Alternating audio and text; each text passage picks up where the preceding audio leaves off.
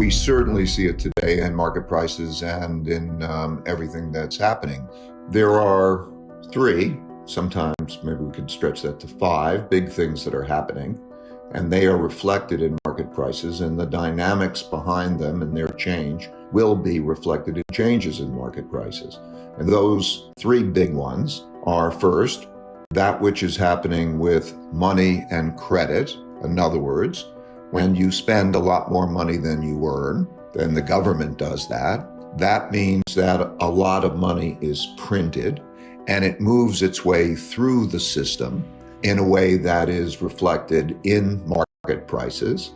And so that is what is happening now. The second is the very large internal conflicts that we're having that are due to wealth gaps, political gaps, and so on, that influence the left and the right and the dynamic between them. That affects tax policies, that affects capital flows and the like, and they're reflected in market prices and will change as those circumstances change. And the third big influence is the rise of a great power, China, to challenge the existing leading power and the existing world order. And that is being reflected in market prices, but will be reflected more as those circumstances change.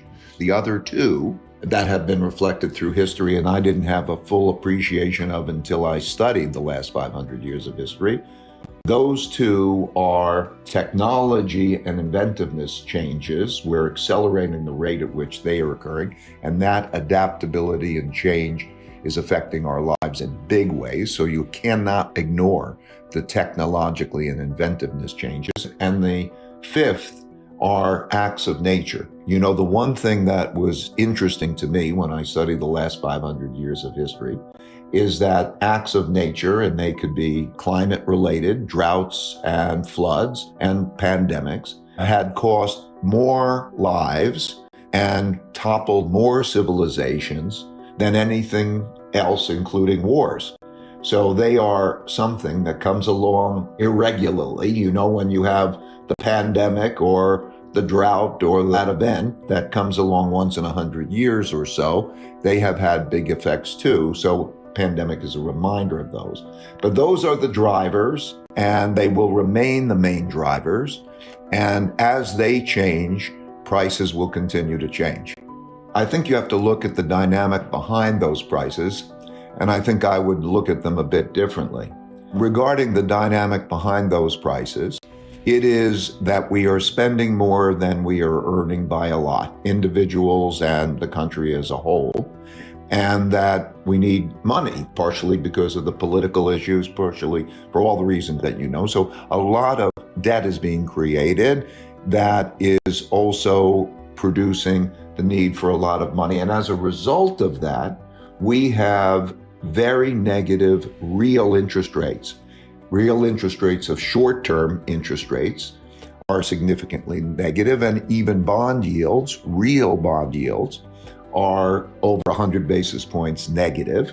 And so when one looks at the return of owning those bonds, that is a very bad return. It means that if you save in those assets and you put it away, that you will lose buying power at probably a rate of 3 to 5% per year. We can guess what inflation is, and we could talk about that, but you will lose that. And that tax on your buying power makes one not want to be saving in those assets. It makes one want to borrow in those assets, and the availability of credit and that set of circumstances drives money into other assets, and those assets are investment assets as well as goods and services. And so what we see now is that stocks are not expensive, not very expensive, maybe a little bit more so than normal, relative to bonds, which are very expensive, but still not expensive in relation to cash.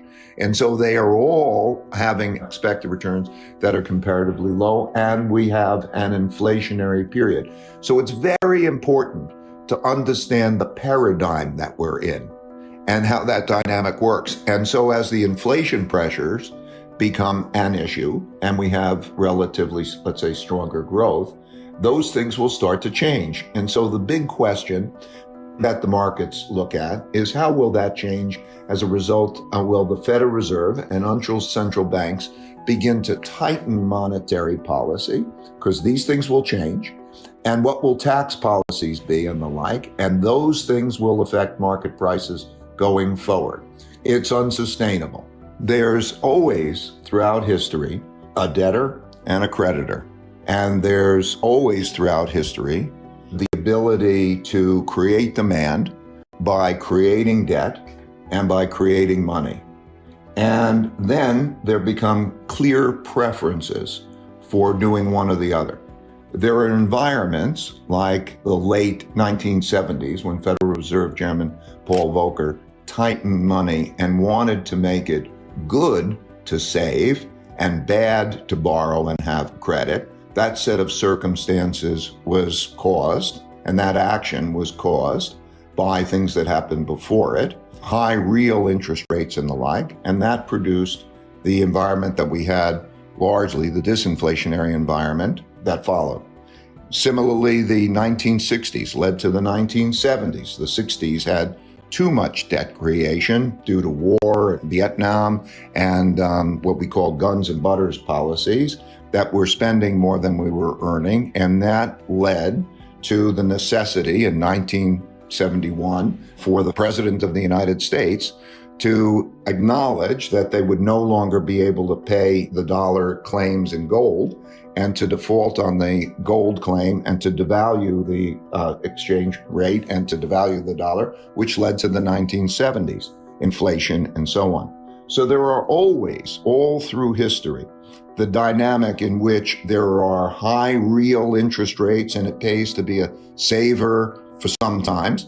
And there are times when there are very, very low real interest rates and the need to create a lot of money and credit, and it pays to have assets, the opposite side of assets, positioned in the opposite way. And that's been true throughout history. And that's the main driver. So I think when we look forward, we can use those as guides to what's likely to happen in the way of excess return. It's in fact the way the system works. In other words, investors, borrowers and lenders look at the relative expected returns of cash, bonds, and other asset classes and move their money between those things based on the relative pricing. And that's why, for example, when there is a rise in interest rates, a tightening of monetary policy, and short-term interest rates rise relative to longer-term interest rates, so the yield curve begins to flatten and so on, that we see that there's a slowing in the economy and a slowing in capital availability, lending, long-term lending. There's a shift to saving, and as a result, there's a slowing of the economy. That's, to me, how the system works. The market is like it's like a poker game. I've played the poker game for over 50 years, and I'm saying it's a zero-sum game relative to what's priced in, and the smart people take money away from those who are less smart. And that's the way it works. I wouldn't be in the business unless that was true. The dollar as a reserve currency gives one the ability to print the world's money.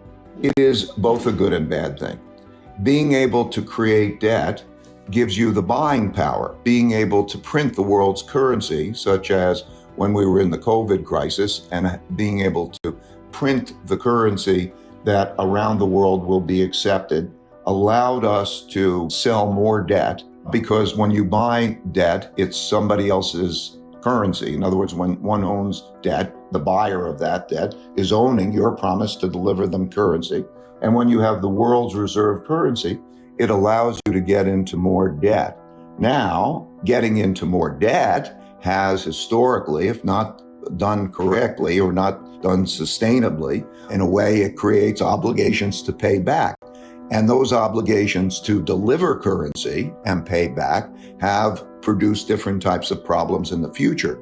And so debt is very short-term stimulative and it's longer-term depressing, and the ability to do that and have others take on our liability. As John Connolly said when he was the Treasury Secretary and the dollar was devaluing and a risk, the dollar is our currency, but it's your problem.